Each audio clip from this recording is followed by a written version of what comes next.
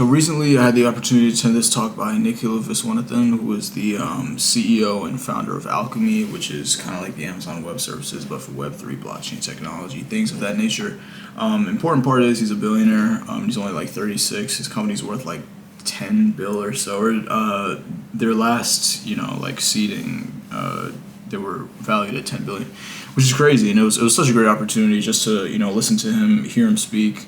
I got to talk to him for like 10 seconds afterwards just to tell him, how moving his speech was. And the one theme that he wanted to stress throughout his entire speech was the idea that this company that he has right now that's worth, so much money and that has found so much success was his 16th or 17th iteration. So he had done a lot prior. A lot of people who talk about, starting businesses or entrepreneurship in general will tell you that 90% of businesses fail or something like that, or 70% fail in the first year, or 80% aren't profitable. There's all these random statistics. I don't know who compiles them, but a lot of people kind of parrot this as this idea of trying to deter people from this so-called instability. But the reality is the thing that I took away most from his speech is that he just made luck not a factor. And what that means is, sure, like just by playing pure statistics, if you start a business, like it's probably true that you're very, very likely to fail just based on the amount of businesses that are started as opposed to the amount of businesses that are completely successful. I'm not refuting that. But the thing is, you're not limited to one business for your entire life. It's not like you get one step up to the plate, and if you swing, you miss, you're out.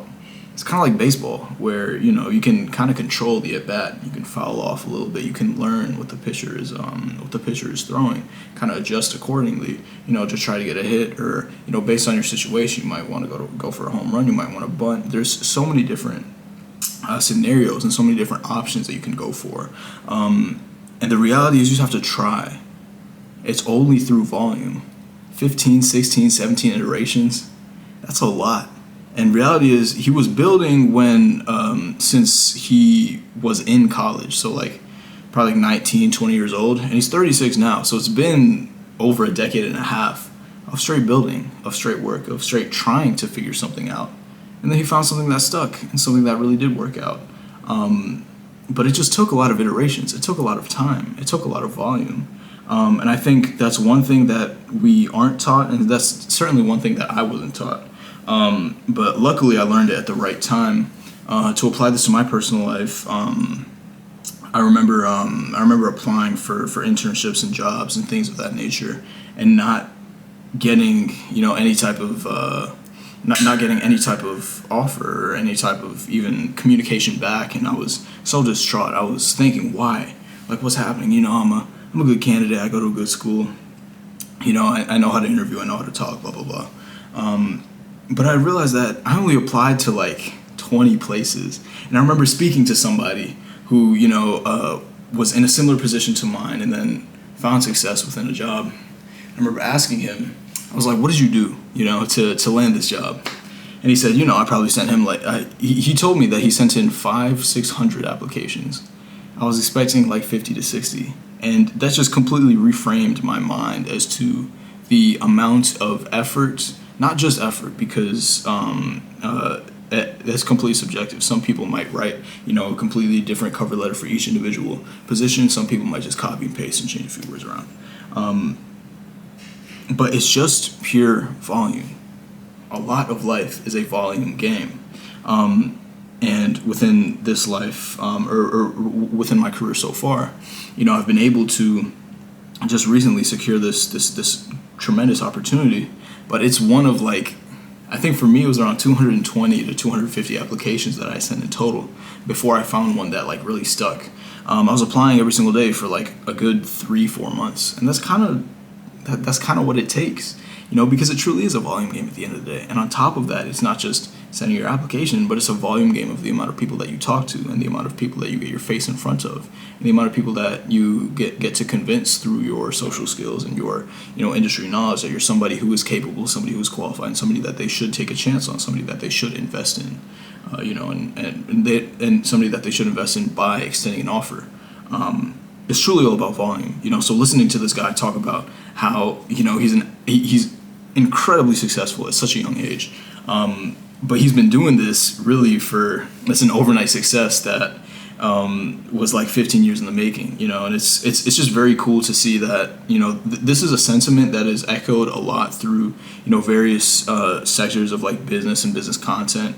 I think like Alex Hormozy is a great representation of that type of this sentiment and how important it is. And I think it's a mindset and a frame for living, and a frame for applying into one's own life that is such a big sentiment around business, but within common society, or within the society outside business, it's not really communicated as much. A lot of it is the complete opposite, in which folks will tell you to do the bare minimum, or folks will tell you to do like minimum wage, minimum effort, that sort of thing, and that's fine. I don't want to tell anybody how to live, but if you want to get ahead, at least if you don't want to be like mediocre, then that volume is really required. And it's not just volume for a week, it's volume for years upon years, decades upon decades, in order to find any sort of compounding growth, in order to find the fruits of your labor. And even at that, they come slowly compared to what is possible if that volume continues to be applied time and time again, day in and day out. And it's such an interesting frame, because any type of success really comes from that same idea. I've been able to make considerable gains in the gym, but that's because I've been working out at least 3 to 4 times a week for the better part of 2 years. And I never took it seriously before that at all. But now I'm realizing that I'm just now starting to see any type of improvement within any type of noticeable, significant improvement within my physique. And I've been going at it for a while. If I continue, then my physique will continue to get better. It'll continue to improve. So look up Nikhil Viswanathan, coming from a very similar situation to mine. Indian, immigrant parents, but parents who work incredibly, incredibly hard, and parents who imparted that upon their children. I want to get like him. I've also watched many speeches from Gates, Buffett, Robert F. Smith, owner of Vista. All these people who are incredibly, incredibly successful. They all say the same thing. So don't listen to me. Like I have my own mini success story around the same topic, but for people who've been doing it for decades upon decades, as opposed to years upon years, like myself. They just have so many more fruits of their labor. And I think, studying these success stories shows you how, they make luck not a factor, and how volume was the way that they were able to find their own success.